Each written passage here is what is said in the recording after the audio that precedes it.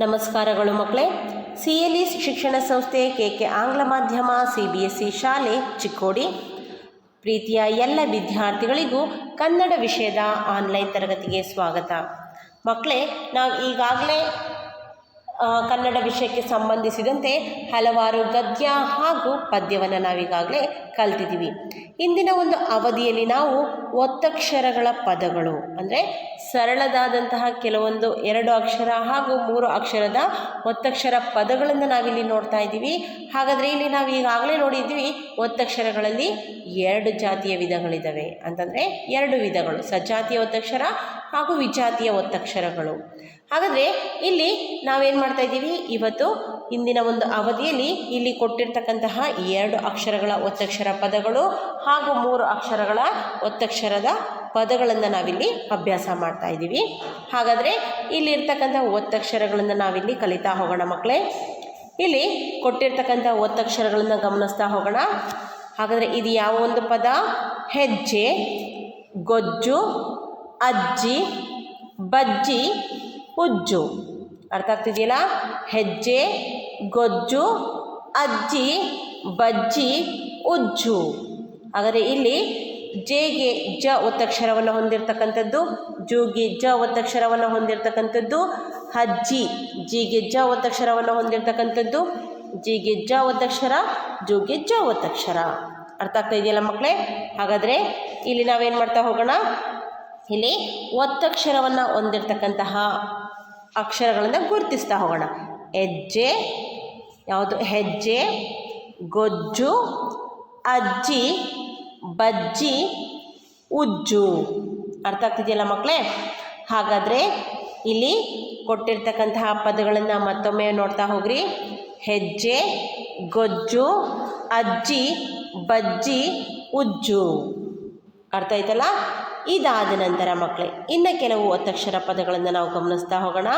ಹಾಗಾದರೆ ಇವುಗಳನ್ನು ನೀವೇನು ಮಾಡಬೇಕು, ಕನ್ನಡ ಫೇರ್ ಬುಕ್ನಲ್ಲಿ ತಪ್ಪಿಲ್ಲದಂತೆ ದುಂಡಾಗಿ ಈ ಒಂದು ಪದಗಳನ್ನು ತಪ್ಪಿಲ್ಲದಂತೆ ಸ್ಪಷ್ಟವಾದಂಥ ಉಚ್ಚಾರಣೆಯೊಂದಿಗೆ ಓದುತ್ತಾ ಪದಗಳನ್ನು ಬರಿತಾ ಹೋಗಬೇಕು.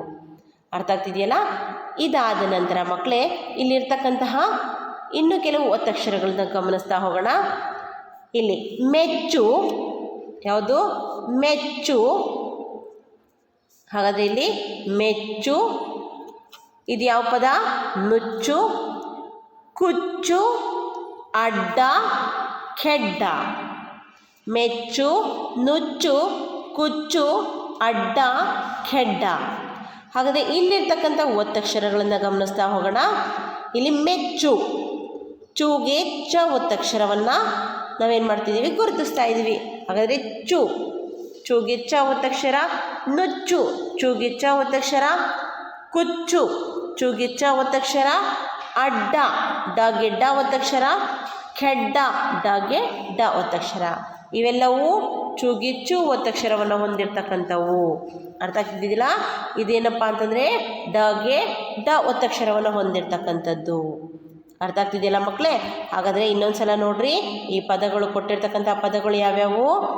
ಮೆಚ್ಚು, ನುಚ್ಚು, ಕುಚ್ಚು, ಅಡ್ಡ, ಖೆಡ್ಡ. ಅರ್ಥ ಆಯ್ತಲ್ಲ? ಇದಾದ ನಂತರ ಇನ್ನು ಕೆಲವು ಒತ್ತಕ್ಷರ ಪದಗಳನ್ನು ನಾವಿಲ್ಲಿ ಕಲಿತಾ ಹೋಗೋಣ. ಹಾಗಾದರೆ ಇಲ್ಲಿ ಕೊಟ್ಟಿರ್ತಕ್ಕಂಥ ಪದ ಯಾವುದಿಲ್ಲಿ? ಅವ್ವ, ಸುದ್ದಿ, ತುವ್ವ, ತೊವ್ವ, ಜ್ವರ.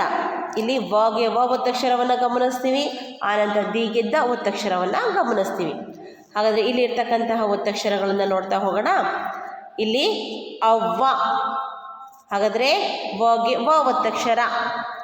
ಆನಂತರ ಟುವ್ವ, ವಾಗೆ ವ ಒತ್ತಕ್ಷರ. ತೊವ್ವ, ವಾಗೆ ವ ಒತ್ತಕ್ಷರ. ಜ್ವರ, ಜಗೆ ವ ಒತ್ತಕ್ಷರ. ಇವೆಲ್ಲವೂ ಯಾವುವು? ವಾಗೆ ವ ಒತ್ತಕ್ಷರವನ್ನು ಹೊಂದಿರತಕ್ಕಂತಹ ಪದಗಳು. ವಾಗೆ ವ ಒತ್ತಕ್ಷರ. ಅವ್ವ, ಟುವ್ವ, ತೊವ್ವ, ಜ್ವರ. ಹಾಗಾದರೆ ಸುದ್ದಿ ಅನ್ನೋದು ದಗೆ ದ ಒತ್ತಕ್ಷರ, ಅಂದರೆ ದಿಗೆ ದ ಒತ್ತಕ್ಷರವನ್ನು ಹೊಂದಿರತಕ್ಕಂತಹ ಪದ ಯಾವುದು? ಸುದ್ದಿ. ಅರ್ಥ ಆಗ್ತಿದೆಯಲ್ಲ ಮಕ್ಕಳೇ? ಹಾಗಾದರೆ ಇವನ್ನ ನಾವು ಇಲ್ಲಿ ಏನು ಮಾಡ್ತಾ ಹೋಗೋಣ, ಮತ್ತೊಮ್ಮೆ ಹೇಳ್ತಾ ಹೋಗೋಣ. ಇಲ್ಲಿ ಅವ್ವ, ಅವ್ವ, ಸುದ್ದಿ, ಟುವ್ವ, ತವ್ವ ಜ್ವರ. ಅರ್ಥ ಆಯ್ತಲ್ಲ ಮಕ್ಕಳೇ?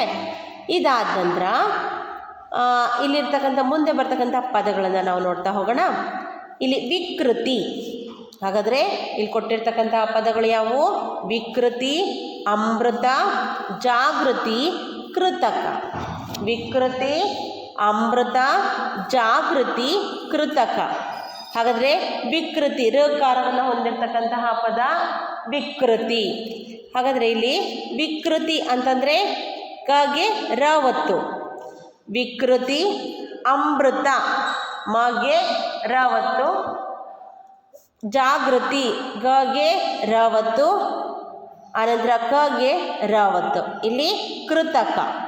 ವಿಕೃತಿ, ಅಮೃತ, ಜಾಗೃತಿ, ಕೃತಕ. ಅರ್ಥ ಆಗ್ತಿದೆಯಲ್ಲ? ಇದಾದ ನಂತರ ಇಲ್ಲಿ ಋಕಾರವನ್ನು ಹೊಂದಿರತಕ್ಕಂಥದ್ದು ನಾವು ನೋಡ್ತೀವಿ. ಇದಾದ ನಂತರ ಮಕ್ಕಳೇ ಇಲ್ಲಿ ಬರ್ತಕ್ಕಂತಹ ಮುಂದಿನ ಒತ್ತಕ್ಷರ ಪದಗಳು. ಇದಾದ ನಂತರ ಗುಮ್ಮ. ಯಾವುದು? ಗುಮ್ಮ. ಹಾಗಾದರೆ ಇಲ್ಲಿರ್ತಕ್ಕಂಥ ಒತ್ತಕ್ಷರ ಪದಗಳು ಯಾವುವು? ಗುಮ್ಮ, ಭಕ್ತ, ಭಕ್ತಿ, ಸೂಕ್ತ, ರತ್ನ, ಜನ್ನ, ನಲ್ಲೆ. ಹಾಗಾದರೆ ಮಗೆ ಮ ಒತ್ತಕ್ಷರವನ್ನು ಹೊಂದಿರತಕ್ಕಂಥದ್ದು, ಕಗೆ ತ ಒತ್ತಕ್ಷರವನ್ನು ಹೊಂದಿರತಕ್ಕಂಥದ್ದು, ಆನಂತರ ಇಲ್ಲಿ ನಗೆ ನ ಒತ್ತಕ್ಷರವನ್ನು ಹೊಂದಿರತಕ್ಕಂಥ ಪದಗಳನ್ನು ನಾವಿಲ್ಲಿ ಗುರುತಿಸ್ತೀವಿ. ಹಾಗಾದರೆ ಇಲ್ಲಿ ಯಾವ್ಯಾವ ಒತ್ತಕ್ಷರಗಳನ್ನು ನೋಡ್ತಾ ಹೋಗೋಣ. ಇಲ್ಲಿ ಮ, ಗುಮ್ಮ. ಇಲ್ಲಿ ಒತ್ತಕ್ಷರ ಪದ ಯಾವುದು? ಗುಮ್ಮ. ಮಗೆ ಮ ಒತ್ತಕ್ಷರ. ಆನಂತರ ಭಕ್ತ, ಇಲ್ಲಿ ಕಗೆ ತ ಒತ್ತಕ್ಷರ. ಆನಂತರ ಭಕ್ತಿ, ಭಕ್ತಿ ಕೀಗ ತ ಒತ್ತಕ್ಷರ. ಸೂಕ್ತ ಕಗೆ ತ ಒತ್ತಕ್ಷರ. ರತ್ನ ತಗೆ ನ ಒತ್ತಕ್ಷರ. ಜನ್ನ ನಗೆ ನ ಒತ್ತಕ್ಷರ. ನಲ್ಲೆ ಲೇಗೆ ಲ ಒತ್ತಕ್ಷರ. ಅರ್ಥ ಆಗ್ತಿದೆಯಲ್ಲ?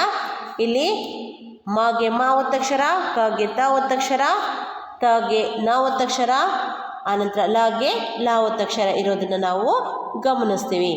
ಇದಾದ ನಂತರ ಮಕ್ಕಳೇ ಮುಂದಿನ ಒಂದು ಪದಗಳನ್ನು ನೋಡ್ತಾ ಹೋಗೋಣ. ವರ್ಣ, ಪತ್ರ, ಕರ್ಣ, ದರ್ಜಿ, ಶೌರ್ಯ, ಪಾತ್ರ. ಇಲ್ಲಿ ನಾವು ರಗೆ ರ ಒತ್ತಕ್ಷರ ಹಾಗೂ ಅರ್ಕ ಒತ್ತಕ್ಷರವನ್ನು ನಾವಿಲ್ಲಿ ಅರ್ಕಾವಳಿ ಒತ್ತಕ್ಷರ ಅಂತ ನಾವು ನೋಡಿದ್ವಿ. ಹಾಗಾದರೆ ಅರ್ಕ ಒತ್ತನ್ನು ಹೊಂದಿರತಕ್ಕಂಥದ್ದು ಯಾವುದು? ಅರ್ಕ ಒತ್ತು ಅಂತಂದರೆ ಈ ಒಂದು ಚಿಹ್ನೆಯನ್ನು ನಾವು ಅರ್ಕ ಒತ್ತು ಅಂತ ಕರಿತೀವಿ.